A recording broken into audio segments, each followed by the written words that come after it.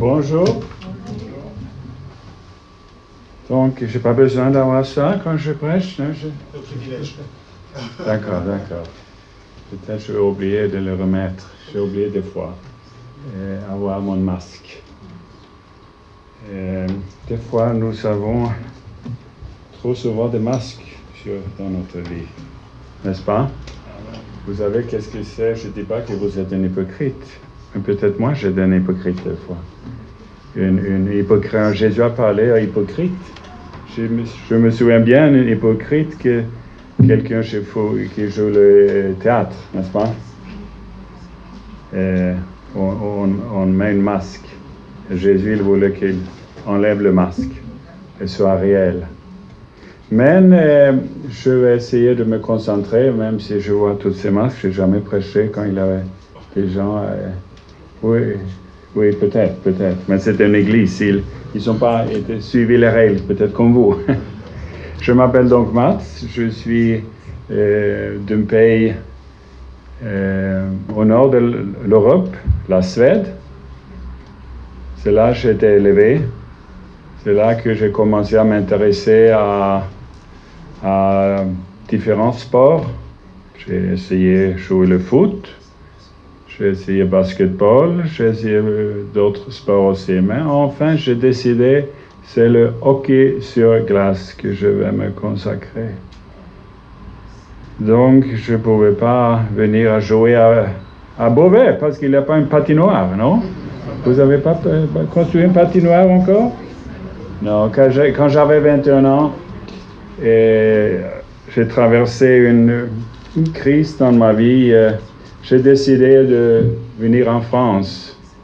J'ai visité un ami à Chamonix. Il travaillait là, il faisait du ski. J'ai vu, il y a une patinoire à Chamonix. Peut-être je peux laisser la Suède et venir jouer au hockey sur glace en France. Donc j'ai écrit des lettres à quelques clubs en France. Amiens, Lyon, Villard-de-Lans. Pour moi, c'est 3. On m'a offert un contrat et j'ai signé avec un club qui s'appelle Villard-de-Lans. Je ne veux pas vous parler trop c'est dans le Vercors à côté de Grenoble, je ne veux pas vous trop parler de hockey sur glace parce que je n'ai pas eu vraiment le succès là et le Seigneur m'a permis de traverser cette situation difficile pour me humilier, pour me briser, pour me présenter son salut. Parce que c'était en effet, quand j'ai habité à Grenoble, j'ai descendu de Villard-de-Lans, je joue un peu avec Grenoble. Après la fin de la saison, j'ai continué avec le français, je continue toujours avec le français. J'habite en France maintenant.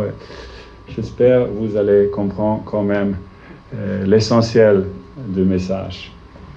Même si je ne connais pas tout parfaitement français encore. Mais c'est là, Grenoble. Un dimanche, je me souviens, un samedi, j'étais avec une professionnelle joueur de volleyball de Norvège. On était dans une boîte de nuit. Si je me souviens bien, après cette soirée-là, on dit désillusionné, j'étais désillusionné, déçu de la vie. Mais j'étais dans un procès déjà. Je me demandais qu'est-ce que je vais faire si je ne vais pas continuer avec le sport. Et le lendemain, le dimanche, j'ai attendu les cloches, je pense, d'une église. Je suis allé. Je n'ai pas besoin de dire quelle église c'était. Je ne comprenais pas le message très bien quand j'écoutais le message. Mais quand j'étais assis là, j'étais brisé de cœur. J'ai commencé à pleurer comme je n'ai peut-être jamais fait avant. Au moins, c'était très rare que j'ai commencé à pleurer au fond de mon cœur. Je n'ai pas compris qu'est-ce qui s'est passé. Et après quelques jours, je suis allé dans une église à nouveau et je demandais, Dieu, si tu existes, je veux que tu te révèles pour moi, quelque chose comme ça. Après quelques jours, j'ai rencontré des frères et sœurs à l'université qui avaient un foyer, la même foyer, je pense, comme ils sont à Amiens, à côté de l'université, ça s'appelle foyer universitaire évangélique.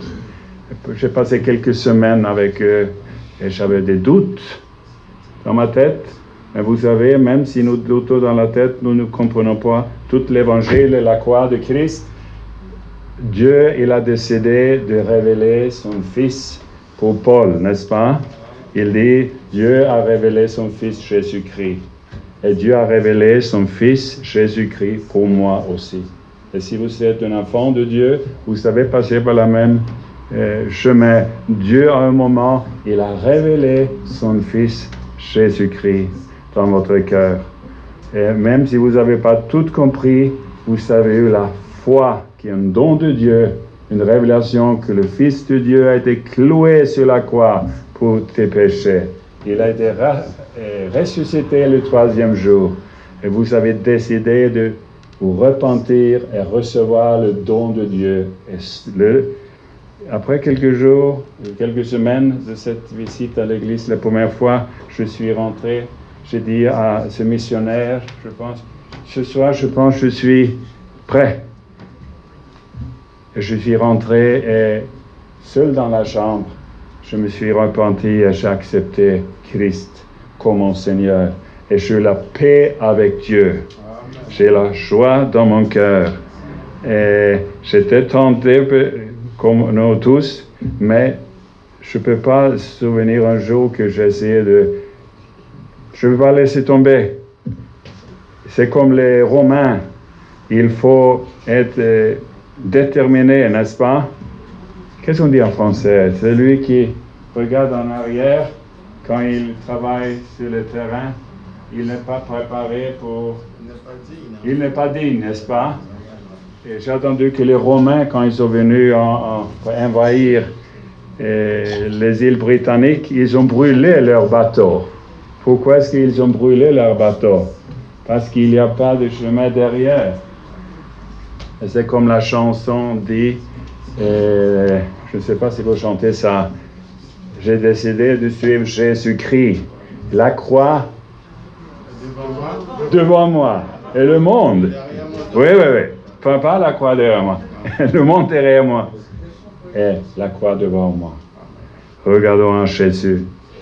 J'étais baptisé dans une église et les frères, je pense que c'est la même église que Hans a été. Vous connaissez Hans, qui a travaillé parmi vous. Oui, après j'ai fait l'école biblique à Paris, je suis allé en mission en Inde. Mon pasteur est indien, j'ai passé 3 mois là. Et durant ces années, des fois j'ai travaillé en Norvège. Je travaille toujours dans une clinique psychiatrique, mais je voyage aussi en mission. Et maintenant, je suis au nord de l'Oise, dans un petit village qui s'appelle Hautfoy. Il y a 110 habitants. Il n'y a pas une église, mais il y a des chrétiens. À côté Hautfoy, il y a un village qui s'appelle Troyes. C'est un petit village, mais il n'y a pas une église là. Mais des fois, je suis allé à pied. Et j'ai du contact avec les gens. Et durant mes semaines ici à l'Oise, j'ai commencé à m'intéresser de ces petits villages. J'ai rencontré un couple qui s'appelle Chris et Johanna. Ils sont d'Angleterre, peut-être vous connaissez ce couple. Ils ont fait un cercle de cette région et où il y a 250 000 habitants à peu près. Il y a 400 villages.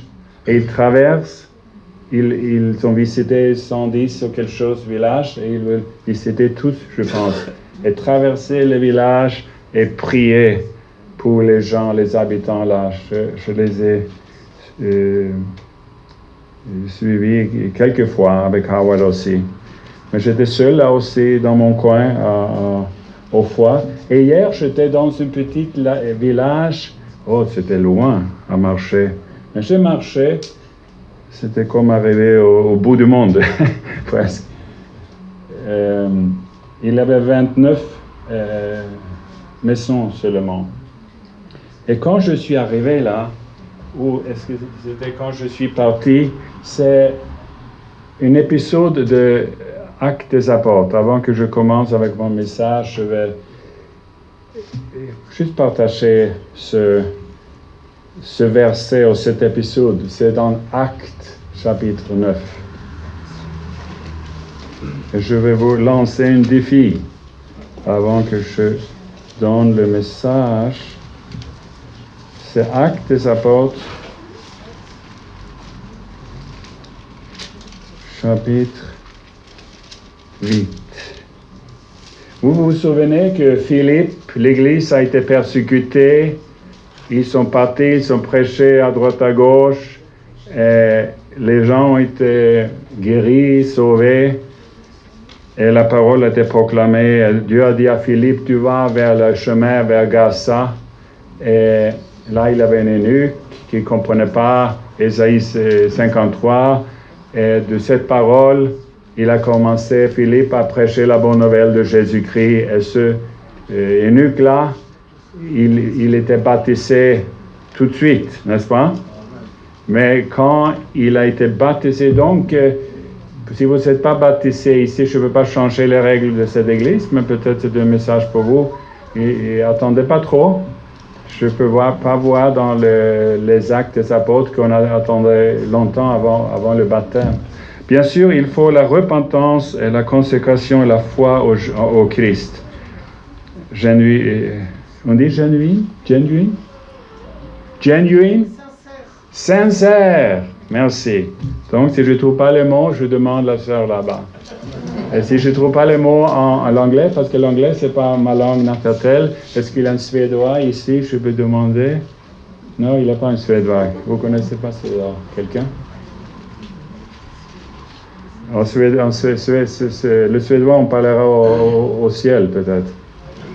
Parce que Paul a dit, j'ai attendu là-haut une langue que personne ne peut comprendre. C'est un Danois qui a fait cette joke. Ok, on est dans Actes chapitre 9. Et donc, il a été baptisé, l'eunuque, et il s'est réjoui, mais il n'a pas vu Philippe. Où est Philippe? Il m'a baptisé. Philippe, où es-tu? Peut-être il a dit. Il n'a pas, mais l'Esprit de Dieu a pris Philippe et l'a mis où? À Asdod. Et à Asdod, Philippe était. Et c'est ce passage qui est venu dans ma tête, dans mon cœur. Peut-être Dieu m'a parlé quand j'ai quitté, ou je me suis arrivé à cette petite village hier. Parce que c'est écrit, 40, verset 40, chapitre 8, Philippe se trouva dans Azote, d'où il alla jusqu'à Césarée, en évangélisant toutes les villes par lesquelles il passait. Donc, il a été pris, il se trouve à Astot, il allait à Césarée. Qu'est-ce qu'il a fait quand il allait de Astot à Césarée? Il a dormi dans le char. Il a évangélisé, oui frère, en évangélisant toutes les villes par lesquelles il passait. Est-ce qu'il avait beaucoup de compagnons? Est-ce qu'il avait beaucoup de traités bibliques? Est-ce qu'il avait le culte peut-être? Est-ce qu'il avait une tente? Est-ce qu'il avait... Qu'est-ce qu'il a? C'est pas marqué. Et ça m'a frappé. Quand j'ai visité cette petite village hier, que c'est venu comme ça, que Philippe, il allait de village en village, évangélisant. Et on ne voit pas beaucoup dans les actes et les évangiles, quand l'évangile a été proclamé par Jésus ou par les disciples, la méthode. Et ici, on ne voit pas la méthode non plus. Et moi, je me demandais quelle sera la méthode pour évangéliser au foie, toi, la Verrière et tous ces villages, 400 villages qui sont autour de nous. Parce qu'il y a très peu croyants là-bas, vous savez. Et Jésus, il veut que l'évangile soit prêché à tous ces villages. Mais ce n'est pas vraiment révélé dans la parole, les méthodes. Mais moi, je pense que Dieu peut donner les méthodes. Peut-être une méthode peut être à l'Oise, comme en Allemagne, il y a un prédicateur allemand qui était élevé en Norvège. Il est retourné dans son pays avec une méthode. Je pense que Dieu lui a donné cette méthode d'évangéliser. C'est d'avoir une tente, 3 mètres à 4 mètres. Et sur cette tente, c'est marqué l'église de tente. On dit ça, l'église de... C'est pas une tente, c'est pas ma tante, c'est pas mon oncle. L'église de tente. Et c'est écrit en allemand. En Norvège, écrit en norvégien. En France, on pouvait écrire l'église de tente. 50 églises ont commencé de cette méthode. Bien sûr, ceux qui ont eu cette méthode, c'est des hommes et femmes qui aiment le Seigneur. Et on peut avoir la meilleure méthode. Mais si on n'est pas consacré pour le Seigneur, si on ne prie pas, si on n'est pas plein de Saint-Esprit et présente l'Évangile correctement, on peut avoir la meilleure méthode, ça ne va pas donner grand-chose. Donc, il vient dans une petite village, avec ses tentes au centre-ville. Ça peut être le lit de traité, la conversation. Mais en soi, ce texte-là, l'église de la tente, les gens peuvent être curieux, n'est-ce pas? Qu'est-ce que c'est une église ici, dans cette place publique? Ils peuvent commencer à demander qu'est-ce que c'est l'église de tente? Qu'est-ce que vous faites ici? Pourquoi vous êtes là? Déjà là, tu as une occasion d'expliquer l'église. Ce n'est pas le bâtiment. L'église, c'est le corps de Christ. L'église, c'est ceux qui ont été appelés d'or de ce monde, ceux qui ont été transportés des ténèbres à la lumière, qui appartiennent à la famille de Dieu. L'église, c'est ceux qui ont reçu Jésus-Christ dans son cœur. Ils sont le corps de Christ. Et donc, il vient dans un village, il appelle à une église 50 kilomètres d'alentour, qu'il les aide, et il commence une œuvre. Et 50 églises ont été commencées de cette façon. Je ne dis pas que c'est la méthode ici à l'Oise, mais peut-être, ça peut commencer. Priez pour ça, si Dieu veut que ça soit un outil que Dieu peut utiliser afin que toutes ces villes et villages à l'Oise peuvent recevoir une église, parce que Jésus, il veut bâtir son église. Amen.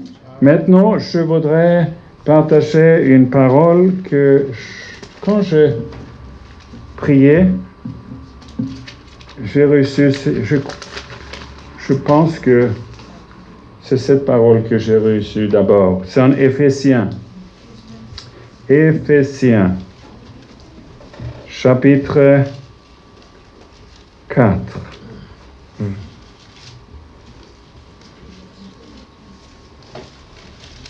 Prions ensemble avant que nous lisons la parole.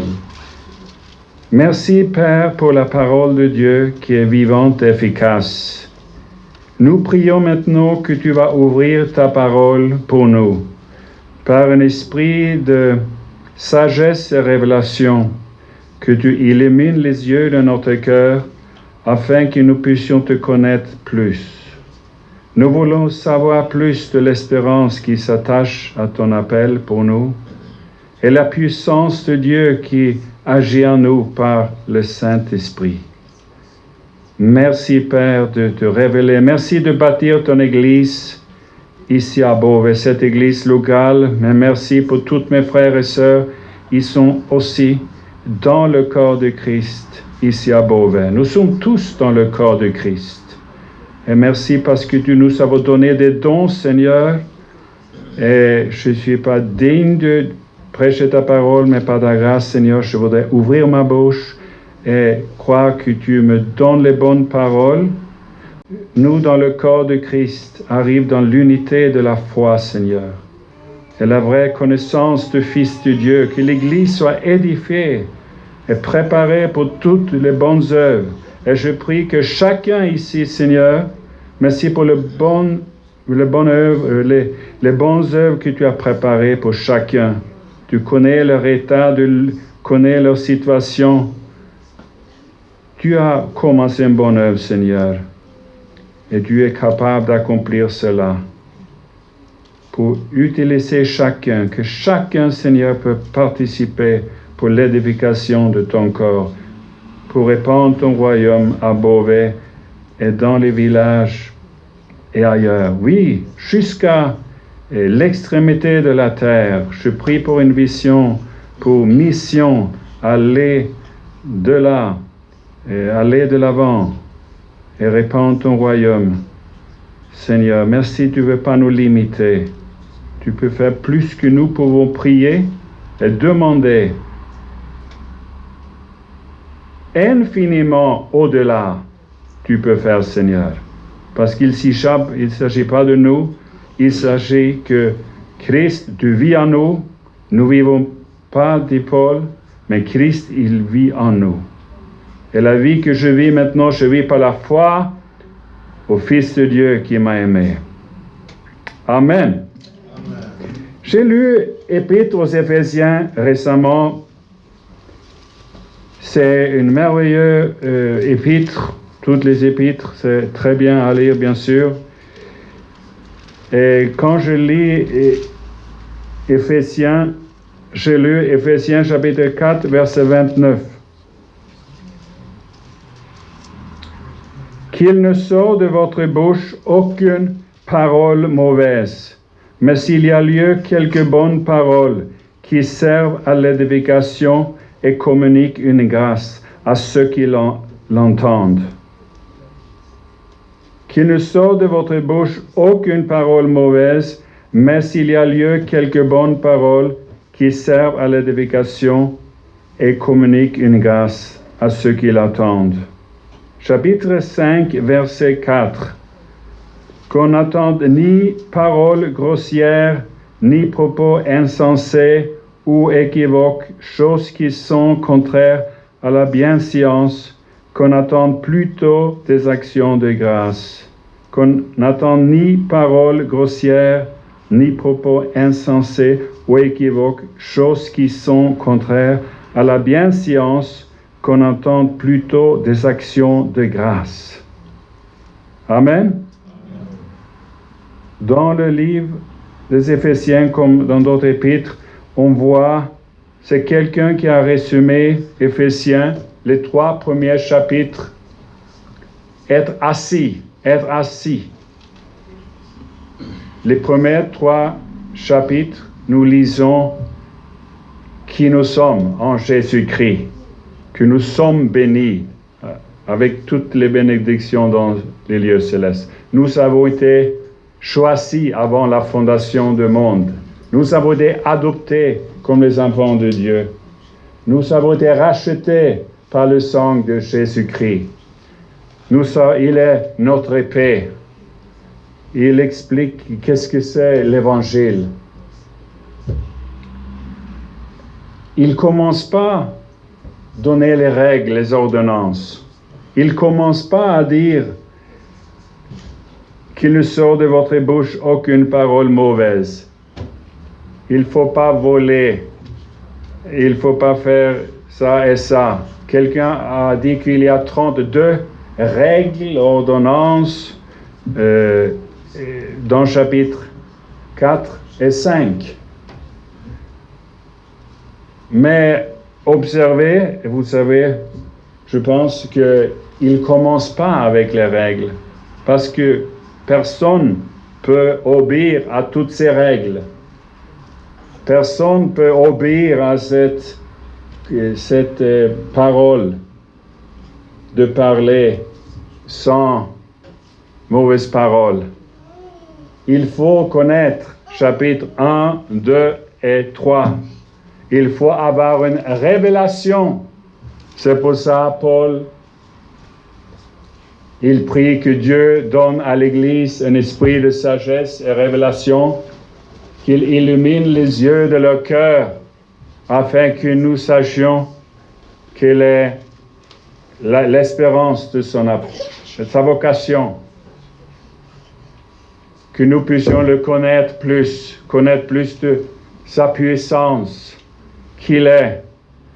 Et une fois que nous connaissons Jésus-Christ, nous vivons en communion avec lui, nous comprenons qui est le Saint-Esprit, qui est la possession qu'il nous a donnée. Nous sommes ici à Beauvais, mais nous sommes maintenant aussi assis dans les lieux célestes en Jésus-Christ. Gloire à Dieu, parce qu'il nous a rendus vivants avec lui. Et c'est notre possession. C'est pour ça que je dis, quelqu'un a résumé Éphésiens, assis. Nous sommes assis dans les lieux célestes en Jésus-Christ. C'est en Christ je peux aimer. C'est en Christ je peux imiter le Père. C'est en Christ je peux pardonner. C'est en Christ je peux marcher d'une manière digne, où enseigne Paul dans chapitres 4 et 5. C'est en Jésus-Christ, en Jésus-Christ, dans cette possession, que je peux prendre toute l'armature de Dieu et résister au Satan. Humiliez-vous et résistez Satan, et il fuira loin de vous. Mais il faut être bien enraciné. C'est pour ça qu'il y a une deuxième prière dans chapitre 3 que Paul prie que Dieu vous fortifie dans votre homme intérieur, afin que vous soyez enracinés et fondés dans l'amour de Dieu. Vous connaissez la largeur, la hauteur, etc. de l'amour de Dieu. Et vous soyez remplis de la plénitude de Dieu. Et une fois que ces vérités sont révélées pour nous, il dit dans chapitre 4, verset 1, « Je vous exhorte donc, moi, le prisonnier dans le Seigneur, à marcher d'une manière digne de la vocation qui vous a été adressée. » Donc, le deuxième mot, quelqu'un dit que Éphésiens, c'est être assis dans les lieux célestes avec Jésus-Christ, et nous vivons en lui, dans notre héritage. Et puis, dans chapitre 4, nous commençons à marcher d'une manière digne, marcher dans la lumière, marcher dans la vérité, marcher par la foi, marcher dans l'unité. Mais ça ne commence pas ça, Éphésiens. Ça commence avec chapitre 1, 2, 3, en effet. Vous savez bien qu'au début, il n'y avait pas de chapitres dans la Bible. Mais ça commence avec explication de l'Évangile. Qu'est-ce que c'est l'Évangile? Qu'est-ce qu'il a fait pour nous? Qui sommes-nous en Jésus-Christ? Et puis il a tout cet enseignement, comment nous devons vivre en Jésus. Et une chose qui est très importante, c'est la langue. La langue. Parce que si vous voyez à chaque chapitre 3, je pense qu'après ces paroles, nous faisons un peu plus attention de nos paroles, j'espère. Chaque chapitre 3, je lis les... On va voir. À partir du verset 1. « Mes frères, qu'il n'y a pas parmi vous un grand nombre de personnes qui se mettent à enseigner, car vous savez que nous serons jugés plus sévèrement. Nous branchons tous de plusieurs manières. Si quelqu'un ne branche point en parole, c'est un homme parfait, capable de tenir tout son corps en bride.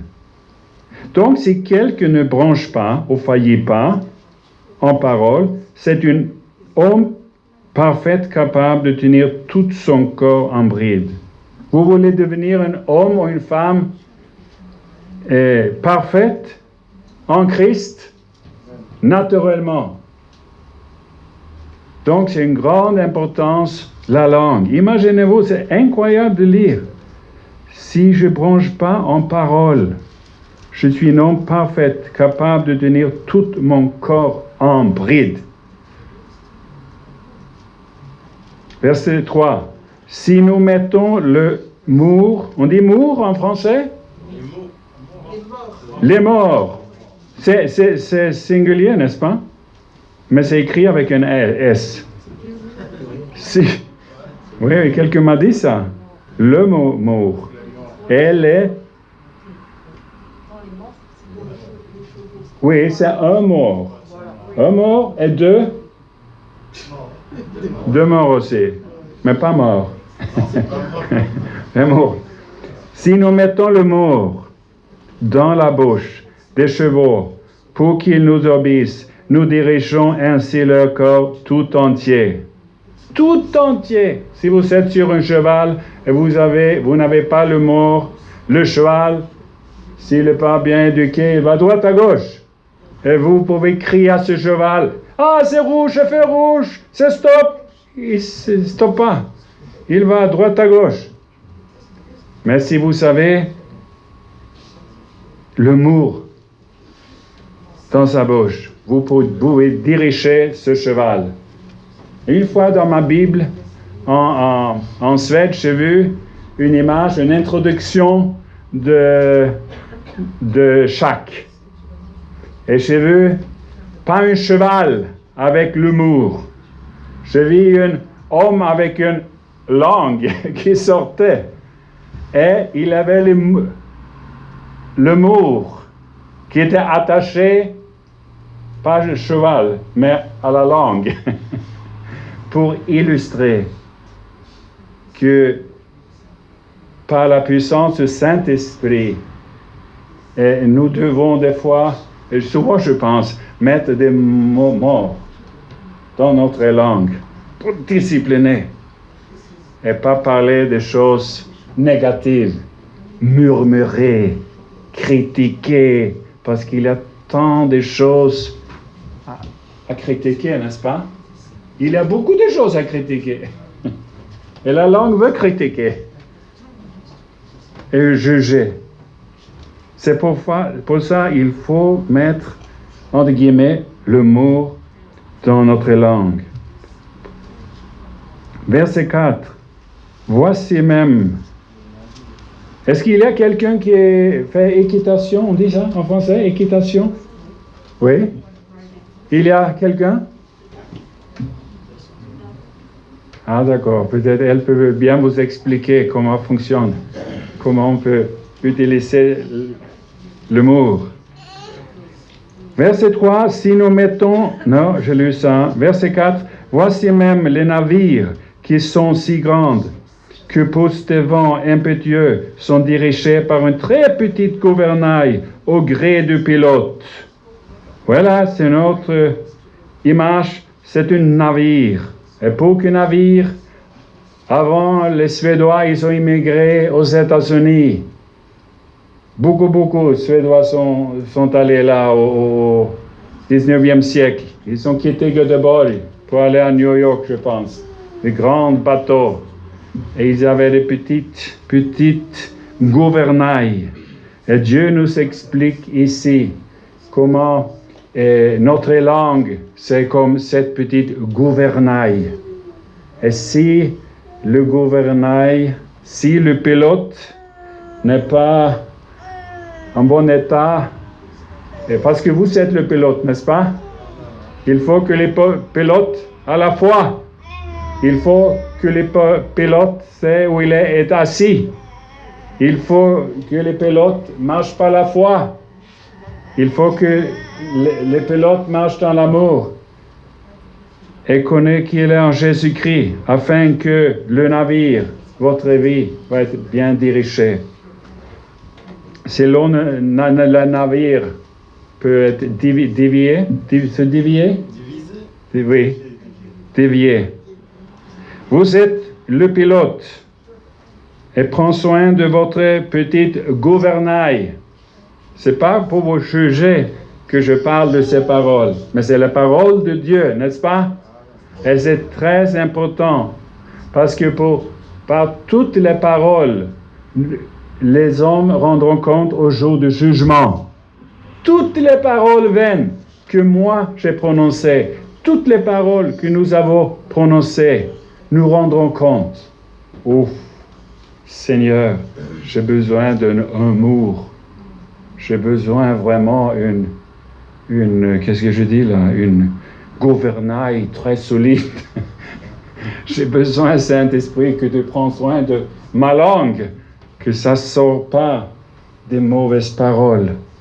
Parce que je ne veux pas que le Seigneur ait une longue liste au jour du jugement pour toutes ces paroles vaines que j'ai dit.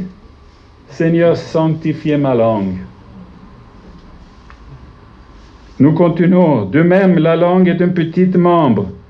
Elle se vante de grandes choses. Voyez comme un petit feu peut embraser une grande forêt. Une petite feu peut embraser une grande forêt. Une petite parole que nous avons dit peut créer des querelles, n'est-ce pas? Autour de la table. Je suis tenté à dire ce que je sens, mais si je dis ces paroles, ça crée la tension. Et le souper gâché. Un petit feu peut embraser une grande forêt. Comment est-ce que les guerres ont commencé, la divorce, les disputes? Moi, je pense que ça commence par un petit feu, une petite parole.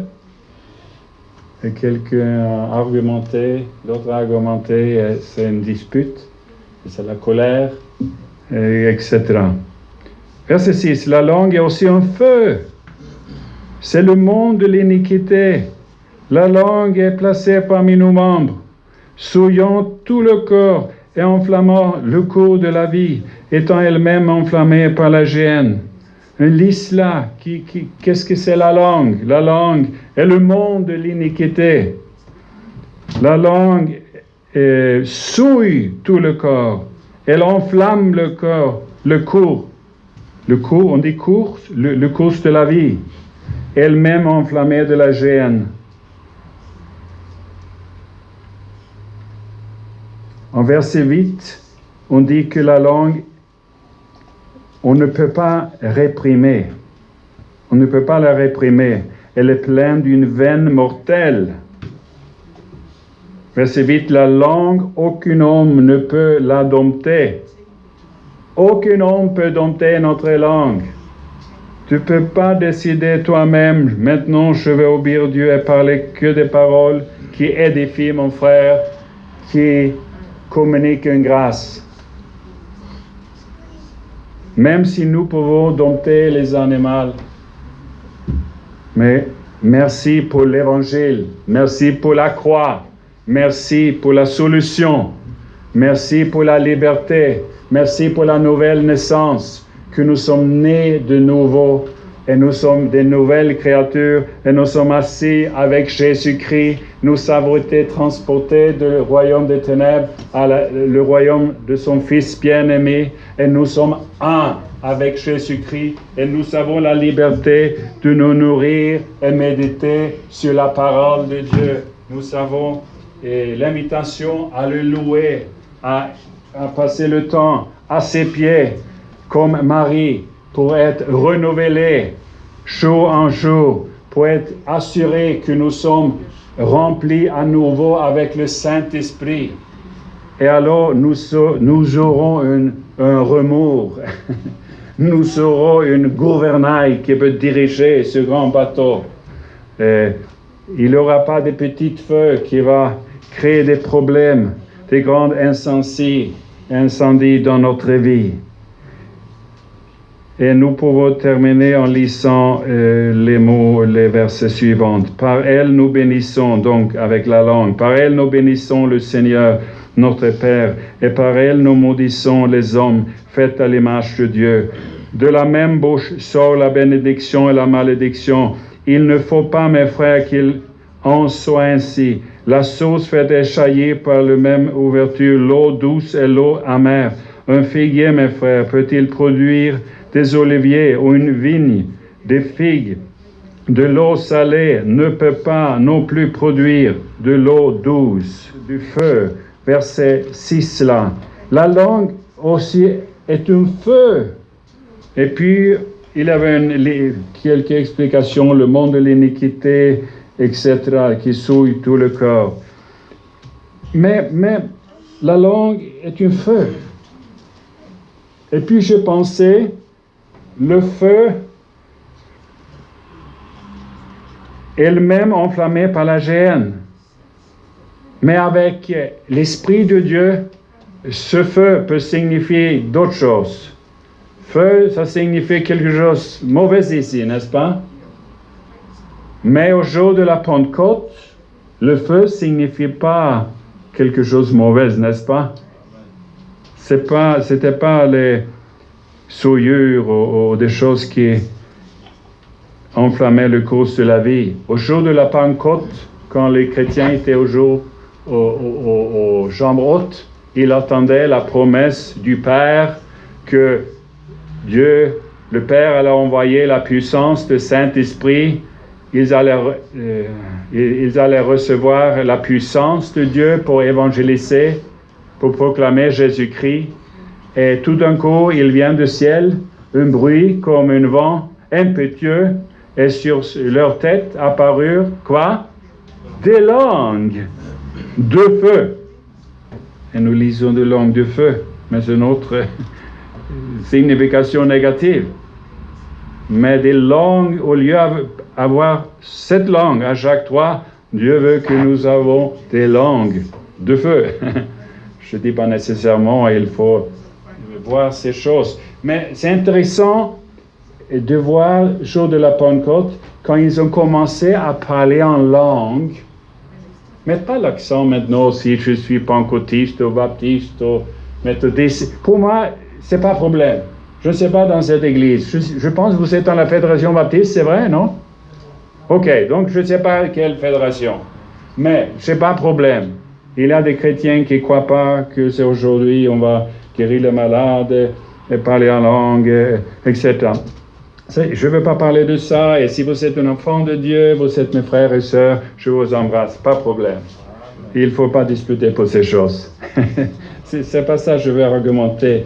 Mais des langues semblables à des langues de feu leur apparurent, se séparaient les uns aux autres, et se poussèrent sur chacun d'eux.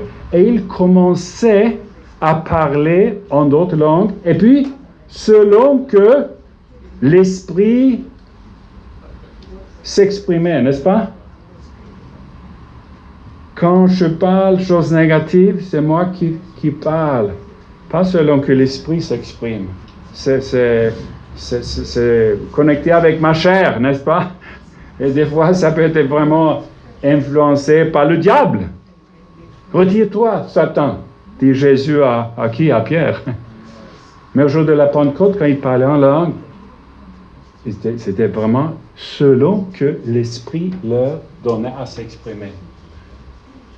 Mais je peux parler en français, en suédois, et vous aussi, dans votre langue, sans parler en langue. Vous pouvez parler français selon que l'Esprit vous donne à exprimer en prêchant, en chantant, en parlant à votre mari autour de la table, dans votre vie quotidienne.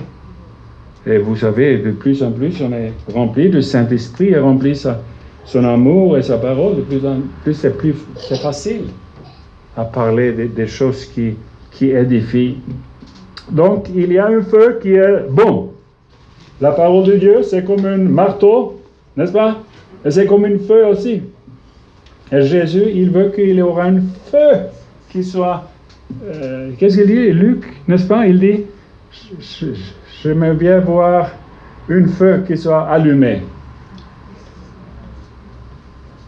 Et nous voulons ce feu, pas le feu qui est enflammé par la gêne.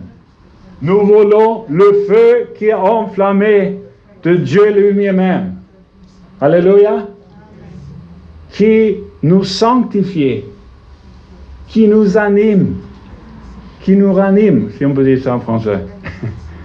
Et ce feu qui nous donne cette expérience comme les 2 disciples qui allaient à Emmaüs. Et ils ont rompu le pain et ils ont vu que c'était Jésus et Jésus n'était plus là. Et il disait, ne brûlait-il pas au-dedans de nous quand nous avons parlé? Brûler. C'est les paroles de Jésus qui étaient comme un feu. Et nous voulons ce feu. Et finalement, durant cette petite prédication ou partage, quand nous avons parlé de la langue, qu'il ne sort de notre bouche aucune parole mauvaise. Et s'il y a une conviction que Dieu vous donne aujourd'hui, que vous avez prononcé des mauvaises paroles concernant quelqu'un, vous savez murmurer, vous savez parler négatif, vous savez juger, Dieu peut nous pardonner. Et nous allons terminer en priant Seigneur qu'il nous pardonne toutes les paroles vaines que nous avons prononcées. Et nous avons demandé que le feu qui vient de Dieu, que son feu va sanctifier cette petite gouvernail, cette langue, afin que nous pouvons sortir avec une plus grande détermination de tirer de notre bon trésor les bonnes paroles qui est bénie et apporte grâce autour de nous, qui apporte une joie, qui ne blesse pas. Nous avons tous été blessés par les paroles, je pense. Nous avons peut-être tous blessé d'autres personnes par des paroles aussi. Bien sûr, le silence peut aussi blesser, n'est-ce pas? Mais Dieu nous aide à pardonner à chacun qui a blessé, nous avons blessé par leurs paroles. Et que Dieu nous donne la grâce de nous humilier à admettre si nous avons blessé des frères et sœurs ou d'autres personnes. Et si c'est nécessaire, si Dieu veut, mets dans ton cœur que Dieu te donne la grâce de les appeler, leur écrire ou leur visiter et demander pardon. Priez ensemble. Notre Dieu, nous te remercions pour la parole qui a été partagée. Ta parole, tu n'es pas venu pour nous juger, Seigneur, mais tu es venu, des fois tu veux nous châtir, Seigneur.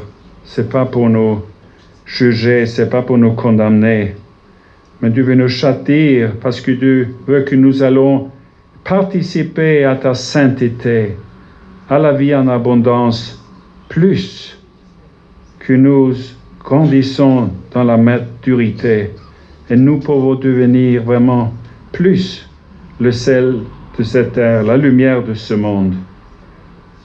Père, nous demandons pardon chaque parole vaine que nous avons prononcée, chaque fois que nous avons été silence quand nous aurions dû parler. Pardonne-nous, Seigneur, pour les gens que nous avons blessés par nos paroles. Ô Seigneur, tu vois cette langue, cette gouvernail qui est des fois vraiment difficile. On ne peut pas le dompter. Sans toi, Christ, nous ne pouvons rien faire. On ne peut pas dompter. On sait que tu dis en parole comment nous allons marcher et comporter, mais c'est impossible sans toi, Christ. Aide-nous, Seigneur Jésus, à demeurer en toi et que tes paroles demeurent en nous. Envoie cette feuille qui vient de toi et sanctifie nos cœurs, sanctifie nos vies, Seigneur, sanctifie notre langage, que nous sentons ici avec un défi, Seigneur, permettre cette œuvre de sanctification, permettre ton esprit œuvrer en nous. Parce que nous sommes assis ici à Beauvais, mais ta parole dit aussi, Seigneur, nous sommes assis avec toi. Merci de révéler toutes ces vérités au début du livre des Éphésiens. Quand nous vivons dans ces réalités, Seigneur, il y aura comme un fleuve d'eau vie. C'est facile de tirer des bonnes paroles de notre bon trésor. Et les gens vont reconnaître, c'est un bon arbre. Parce que ça sort des bonnes paroles, c'est des bons fruits qui apportent l'espérance et la joie et la guérison. Donne-nous le courage à visiter, téléphoner ceux qui nous avons blessés par nos paroles. Tu es venu pour nous réconcilier avec toi, Père, et nous réconcilier les uns les autres par la croix, par ton sang versé. Merci de œuvrer par nous, Saint-Esprit. Saint-Esprit, mettre un mot dans notre langue, avec l'aide de l'Esprit de Dieu, avec la foi, avec ton amour répandu dans nos cœurs.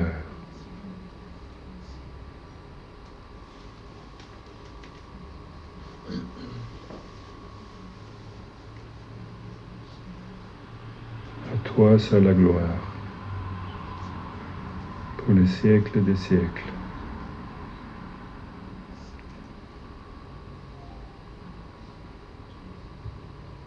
Et je prie, Seigneur, aussi, comme tu as créé le monde avec ta parole, tu as dit, il a la puissance dans les paroles. Il y a la vie et la mort sur la langue, la Bible dit. Et la Bible dit aussi, si tu crois dans ton cœur que Dieu a ressuscité Jésus-Christ d'entre les morts, et si tu confesses avec ta bouche que Jésus-Christ est Seigneur, tu seras sauvé. Merci Seigneur, nous pouvons recevoir la foi en Christ, mais il faut utiliser cette petite gouvernail, utiliser cette langue pour donner la destination éternelle auprès de toi. Utiliser la langue et confesser que Jésus est Seigneur. Et je te supplie, Père, de aider chacun ici, s'il y a un ou deux qui n'ont pas confessé avec sa bouche que Jésus est Seigneur, que tu convainques ces personnes à recevoir le pardon de ses péchés et recevoir la vie éternelle, être réconcilié avec Dieu, parce que Dieu était en Christ, réconciliant le monde avec toi, n'imputant pas aux hommes leurs offenses. Merci pour la parole de la réconciliation. Envoie mes frères et sœurs avec la parole de la réconciliation. Envoie-les, Seigneur, avec le ministère de réconciliation. Parle au travers d'eux. Que les habitants à Beauvais, dans les villages à l'Oise, soient réconciliés avec Dieu, avec ce message merveilleux.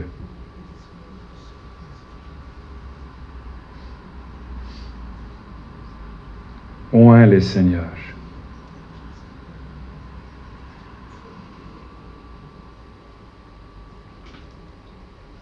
Est-ce qu'il y a quelqu'un qui a besoin de se tourner vers Christ et le recevoir? Comme il y a beaucoup d'années à Grenoble dans cette chambre, je savais c'est le jour pour moi. C'est le jour du salut, comme Corinthiens dit. Est-ce que c'est le jour du salut pour toi? Tu peux me donner un signe avec ta main. Je ne veux pas forcer, je ne veux pas manipuler, mais c'est l'Esprit de Dieu qui m'a convaincu dans cette chambre seule de recevoir Christ. Est-ce qu'il te convainc aujourd'hui, enfin donner ta vie à Jésus? Tu peux me donner un signe avec ta main. Est-ce qu'il y a quelqu'un?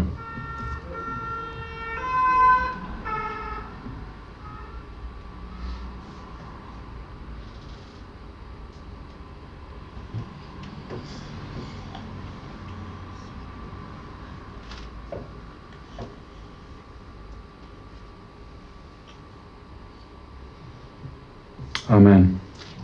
Merci frères et sœurs. Que Dieu vous bénisse.